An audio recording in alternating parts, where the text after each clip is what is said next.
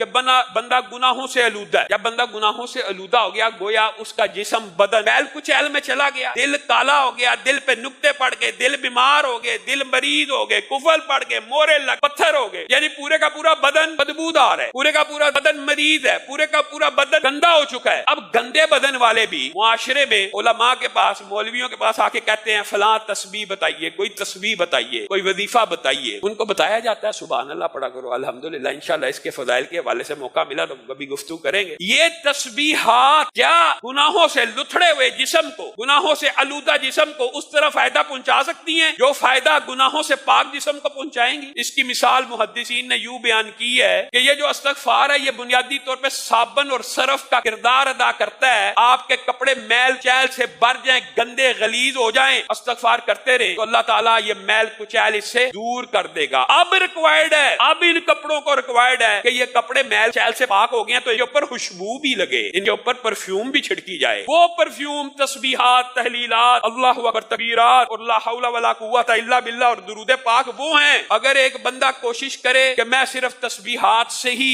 اپنا کام چلا لوں تو اس طرح کام نہیں چل سکتا. عارضی طور پہ گندے کپڑے کے اوپر آپ جتنی مرضی پرفیوم چھڑک دیں تو وہ کتنی دیر بعد غائب ہو جائے گی, چند لمحوں کے بعد اس کا وہ اثر نہیں رہے گا. تو ابتدا اس سے کرنی چاہیے کہ میں نے کثرت کے ساتھ استغفر اللہ الذی لا الہ الا هو الحی القیوم واتوب الیہ یہ پڑھنا ہے. اگر رسول اچھا یہ پڑھنے میں نا ٹائم بھی کوئی نہیں لگا. آپ میں سے جس بندے کو یہ تجربہ اور عادت ہو جائے نا, لیکن نیت ہونی چاہیے. نیت وہی بات, امید بھی اللہ سے اور سوال بھی اللہ سے. استغفر اللہ استغفر اللہ استغفر اللہ آپ پڑھنا شروع کریں. آپ 1 منٹ کے اندر ایک تسبیح پڑھ سکتے ہیں, پوری کی پوری 100 مرتبہ پڑھ سکتے ہیں 1 منٹ. جب کسی کو کہا جاتا ہے 10 مرتبہ پڑھ لیا کرو, یعنی 10 تسبیحات نکال لیا کرو, ان کو لگتا ہے یہ بڑا لمبا. لیکن اگر آپ یہ کر کے دیکھیں گے, آزمائیں گے, تو پھر آپ کی زندگی کے اندر حالات بھی بدلنا شروع ہو جائیں گے. اور عبداللہ ابن عباس کی حدیث اور قرآن کی اس آیت کے مطابق اللہ تعالیٰ پہلی بات آپ کو گناہوں سے پاک کرے گا, پھر آپ کو مال دے گا, پھر آپ کو اولاد دے گا, پھر آپ کو رہائش گاہیں دے گا, ان میں بڑے بڑے باغات ہوں گے, پھر ان باغات کو بھی اللہ خود ڈیکوریٹ کر کے دے گا. یعنی آپ کے پاس ایسے وسائل اسباب پیدا ہو جائیں گے کہ آپ ڈیکوریٹ کر سکیں. یا آپ کی کھیتیاں ہوں گی,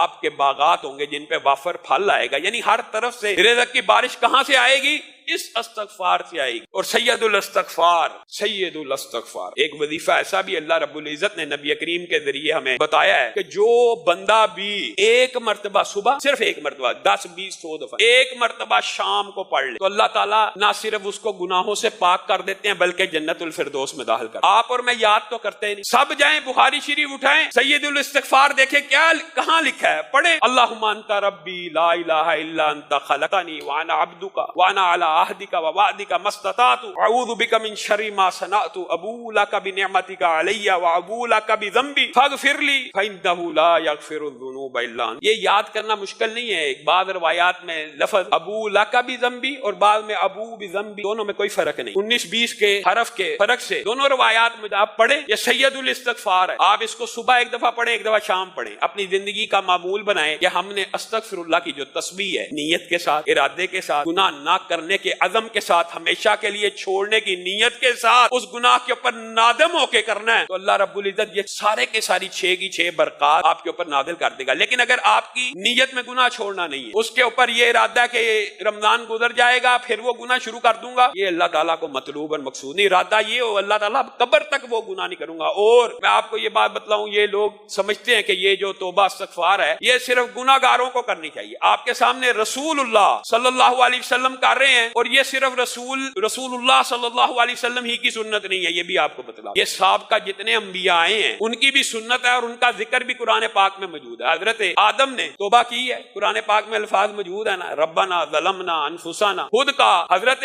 نوح نے بیٹے کے لیے دعا کی نا, بعد میں کہا نا اللہ تعالیٰ مجھے معاف کر دے, میں نے اس چیز کا سوال کیا جو میرے پاس علم نہیں تھا. حضرت موسیٰ سے جب بندہ مر گیا تھا دعا کی تھی نا, توبہ کی. یونس جب مچھلی کے پیٹ میں گئے دعا کی, توبہ کی, لا الہ الا انت سبحانک انی کنت من الظالمین. تو گویا انسان کو یہ نہیں سوچنا چاہیے کہ میرے گناہ کم ہیں, میرے گناہ زیادہ ہیں. ہر بندے کو توبہ کی ضرورت ہے. اللہ رب العزت کی بارگاہ میں آگے ہم بھی توبہ کرتے ہیں, اے اللہ ہم سب کے گناہوں کو معاف فرما, اے اللہ ظاہری گناہوں کو معاف فرما, اے اللہ باطنی گناہوں کو معاف فرما, اے اللہ ہر چھوٹی خطا کو معاف فرما, اے اللہ ہر بڑی خطا کو معاف فرما, اے اللہ آنکھوں کی خیانتوں کو معاف فرما, اے اللہ زبان کی لرزشوں کو معاف فرما, اے اللہ سر سے پاؤں تک ہر گناہ کو معاف فرما, اے اللہ جتنے گناہ کیے ہیں سب کو معاف فرما یا اللہ، پیدائش سے لے کے آج تک جتنے گناہ ہیں نافرمانیوں کے وہ بھی معاف فرما یا اللہ، جن کی حق تلفی کی ہے وہ بھی معاف فرما یا اللہ، جن کے حق دینے والے ہیں ان کے حق دینے کی توفیق عنایت فرما یا اللہ، جنہوں نے ہمارے حق دینے ان کو بھی ادا کرنے کی توفیق عنایت فرما یا اللہ، ہم سب کے گناہوں کو معاف فرما یا اللہ، ایک ایک پائی اتارنے کی توفیق نصیب فرما یا اللہ، مشکلات کا بائی شکار ہیں، ہر روز کہتے ہیں دعا کرے یا اللہ، ان کی مشکلات کو دور فرما یا اللہ، ان کی مشکلات کو دور فرما یا اللہ، جن کے پیسے پھنسے میں ان کے پیسوں کو یا اللہ ان کے پیسوں کو ادا کروا یا اللہ، ان کے پیسوں کو واپس لوٹا یا اللہ، جتنے لوگ پریشان ہیں یا اللہ ان کی پریشانیوں کو دور فرما یا اللہ، ہم سب کو رزق حلال فراہ نصیب فرما یا اللہ، ہم سب کو رزق حلال فراہ نصیب فرما یا اللہ، آپ سے التجا ہے یہ استغفار کا درس پڑا یا اللہ، سر سے لے کے پاؤں کے ناخن تک جسم کے جتنے اعضاء نے جو گناہ کیے ہیں یا اللہ سارے ہی معاف فرما یا اللہ، اس نیت پہ توبہ کرتے ہیں آج کے بعد گناہ نہیں کریں گے یا اللہ، سارے ہی معاف فرما یا اللہ، اس نیت پہ توبہ کر رہے ہیں یا اللہ کے اقرار بھی کرتے ہیں یا اللہ، اپنی جانوں پہ ظلم کر بیٹھے ہیں یا اللہ، جہالت سے ظلم کر بیٹھے یا اللہ، غفلت سے ظلم کر بیٹھے یا اللہ، شیطان لعین کے شر کا شکار ہو کے گناہ کر بیٹھے ہیں یا اللہ، معاف فرما یا اللہ، ہمارے جسموں کو گناہوں سے پاک فرما یا اللہ، چھوٹا بڑا ہر گناہ معاف فرما۔ سبحان ربک رب العزت عما یصفون وسلام علی المرسلین۔